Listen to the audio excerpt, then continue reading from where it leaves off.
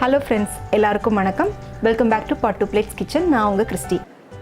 Friends, இன்றைக்கி நம்மளோட சேனலில் தீபாவளி ஸ்பெஷல் ரெசிபியாக பேக்கரிகளெல்லாம் கிடைக்கிற மாதிரியே நல்லா காரசாரமான மிக்சர் ரொம்ப ஈஸியாக வீட்டில் எப்படி பண்ணுறது அப்படிங்கிறதான் பார்க்க போகிறோம். ஃபஸ்ட்டு மிக்சர் பண்ணுறதுக்கு நம்ம ஓமப்பொடி எப்படி பண்ணுறது அப்படிங்கிறத வந்து பார்க்கலாம். ஓமப்பொடி பண்ணுறதுக்கு ஒரு மிக்சிங் பவுலில் மெஷர்மெண்ட் கப்புக்கு 1 கப் அளவுக்கு கடலை மாவு போட்டுக்கோங்க.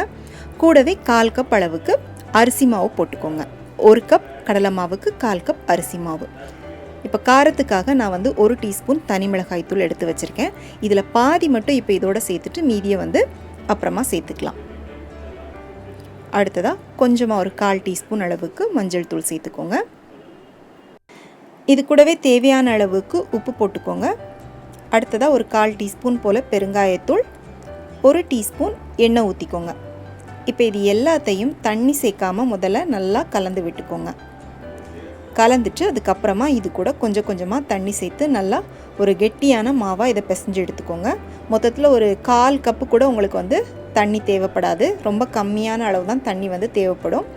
இப்போ வந்து மாவு ரெடி ஆயிடுச்சு. இப்போ இது வந்து அப்படியே இருக்கட்டும். கையோடவே நம்ம காரா பூந்திக்கான மாவையும் ரெடி பண்ணிடலாம். மிக்சிங் பவுலில் மெஷர்மெண்ட் கப்புக்கு 1 கப் அளவுக்கு கடலை மாவு எடுத்துக்கோங்க.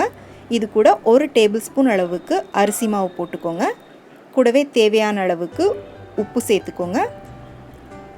அடுத்ததாக ஒரு 1/4 டீஸ்பூன் மஞ்சள் தூள், நம்ம மீதி வச்சுருக்கிற 1/2 டீஸ்பூன் மிளகாய் தூளையும் சேர்த்துக்கோங்க. சேர்த்துட்டு நல்லா கலந்து விட்டுக்கோங்க. இப்போ இது கூட வந்து 1 டீஸ்பூன் எண்ணெய் சேர்த்துட்டு திரும்பவும் தண்ணி சேர்க்காமல் எல்லாத்தையும் ஒரு தடவை நல்லா மிக்ஸ் பண்ணி விட்டுக்கோங்க.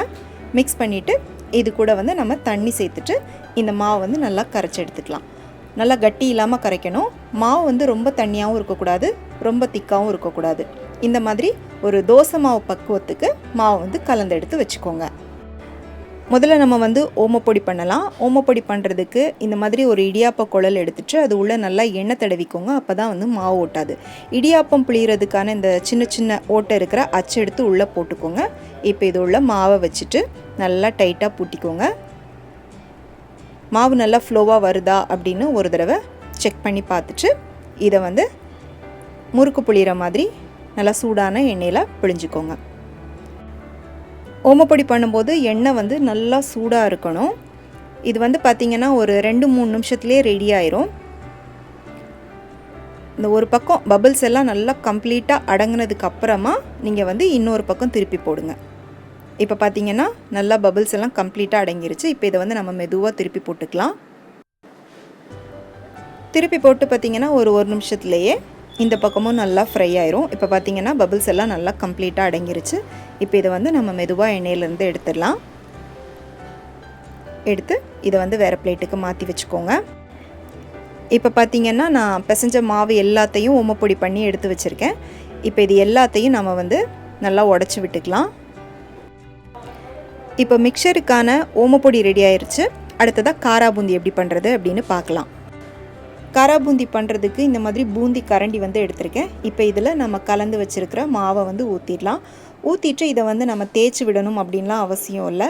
லைட்டாக இந்த மாதிரி நம்ம வந்து தட்டி தட்டி விட்டாலே பூந்தியெல்லாம் அழகாக முத்து முத்தாக வந்து எண்ணெயில் விடும். பாருங்கள் இவ்வளோ சூப்பராக வந்திருக்குன்னு.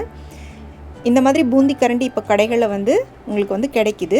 இருந்துச்சுன்னா வாங்கிக்கோங்க. இல்லை அப்படின்னா ஒன்றும் பிரச்சனை இல்லை. நம்ம வீட்டில் வந்து நார்மலாக யூஸ் பண்ணுற ஜல்லி கரண்டி இருக்கும் பார்த்தீங்களா, அதில் கூட வந்து நீங்கள் பண்ணலாம். இப்போ பாருங்கள் நம்மளோட காரா பூந்தி எவ்வளோ அழகாக சூப்பராக நல்லா உருண்டையாக ரெடி ஆகிருக்கு பாருங்கள். இந்த மாதிரி ஒரு ஸ்டீல் வடிகட்டியில் எடுத்து போட்டு அதோட எண்ணெயெல்லாம் நல்லா வடிச்சுக்கோங்க. நீங்கள் தண்ணி அதிகமாக சேர்த்துட்டாலும் உங்களுக்கு வந்து காரா பூந்தி இந்த மாதிரி உருண்டையாக வராது, தட்டையாக வரும். அதனால் நீங்கள் வந்து மாவை மிக்ஸ் பண்ணும்போது ரொம்ப கவனமாக தண்ணி கம்மியாக சேர்த்துட்டு மாவை கலந்துக்கோங்க. இப்போ இதே எண்ணெயில் ஒரு 1/2 கப் அளவுக்கு வேர்க்கடலை வந்து வறுத்தெடுத்துக்கோங்க. மிக்சரில் இருக்கிற வேர்க்கடலையை தனியாக எடுத்து சாப்பிட்றதுக்கு எல்லாருக்குமே ரொம்ப பிடிக்கும்.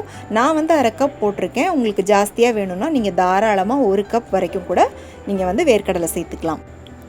இப்போ வேர்க்கடலை மாதிரியே ஒரு 1/2 கப் அளவுக்கு பொரிக்கடலையும் அதே எண்ணெயில் வறுத்து எடுத்துக்கோங்க.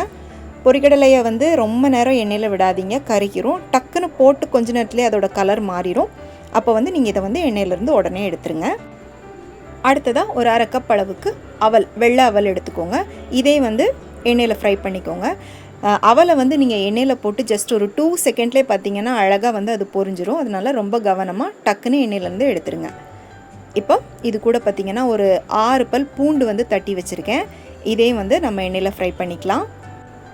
பூண்டையும் வந்து கருக விட்டுறாமல் நல்லா கொஞ்சம் அது கிறிஸ்பியாக ஃப்ரை ஆனதும் எண்ணெயிலேருந்து எடுத்துருங்க. கடைசியாக கருவேப்பிலையும் எண்ணெயில் நல்லா ஃப்ரை பண்ணி எடுத்துக்கோங்க.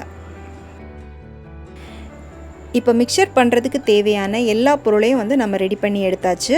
அவல், வேர்க்கடலை, பொட்டுக்கடலை, கருவேப்பிலை, பூண்டு, அப்புறமா ஓமப்பொடி, காரா பூந்தி எல்லாமே ரெடியாக இருக்குது. இப்போ இது எல்லாத்தையுமே வந்து ஒரு மிக்சிங் பவுலில் நம்ம வந்து ஒன்றா போட்டு மிக்ஸ் பண்ணிக்கலாம். இப்போ எல்லாத்தையுமே நம்ம மிக்சிங் பவுலில் போட்டாச்சு. இது போக முந்திரி பருப்பு, திராட்சை இதெல்லாம் வந்து உங்களோட விருப்பத்துக்கு ஏற்ற மாதிரி நீங்கள் வந்து சேர்த்துக்கலாம். இப்போ இதில் வந்து நம்ம காரத்துக்கு ஒரு 1/2 டீஸ்பூன் தனி மிளகாய் தூள் சேர்த்துக்கலாம். ஆல்ரெடி காரா பூந்தி பண்ணும்போதும் ஓமப்பொடி பண்ணும்போதும் அது கூட காரம் சேர்த்துருக்கோம். அதனால் கவனமாக பார்த்துட்டு உங்களுக்கு எவ்வளோ வேணுமோ அந்தளவுக்கு காரம் சேர்த்துக்கோங்க. கூடவே வறுத்து பவுட்ரு பண்ண சீரகத்தூள் வந்து ஒரு 1/2 டீஸ்பூன் சேர்த்துக்கோங்க. ஒரு 1/4 டீஸ்பூன் மஞ்சள் தூள், பெருங்காயத்தூள் ஒரு 1/4 டீஸ்பூன் போட்டுக்கோங்க. தேவையான அளவுக்கு உப்பு சேர்த்துக்கோங்க. இப்போ இது எல்லாத்தையும் நல்லா இந்த மாதிரி வந்து மிக்ஸ் பண்ணி விட்டுக்கோங்க. இப்போ இது கூடவே உங்களோட ஃப்ளேவருக்கு ஏற்ற மாதிரி ஆம்ச்சூர் பவுடர், சாட் மசாலா இதெல்லாம் கூட சேர்த்துக்கலாம். அதெல்லாமே உங்களுடைய விருப்பம்தான். இப்போ நம்மளோட மிக்சர் சூப்பராக ரெடி ஆயிடுச்சு. கண்டிப்பாக இந்த தீபாவளிக்கு இதை ட்ரை பண்ணி உங்கள் வீட்டில் செஞ்சு பாருங்கள். ரொம்ப சூப்பராக வரும். செஞ்சு பார்த்துட்டு எப்படி இருந்துச்சுன்னு உங்களுடைய கருத்துக்களை மறக்காமல் எனக்கு கீழே கமெண்ட் செக்ஷனில் சொல்லுங்கள். இந்த மிக்சர் ரெசிபி உங்களுக்கு பிடிச்சிருந்துச்சு அப்படின்னா உடனே லைக் பண்ணிவிட்டு இந்த ரெசிபியை உங்கள் ஃப்ரெண்ட்ஸ் அண்ட் ஃபேமிலிக்கு ஷேர் பண்ணுங்கள். மீண்டும் வேறொரு ரெசிபியோடு சந்திக்கிறேன். நன்றி, வணக்கம்.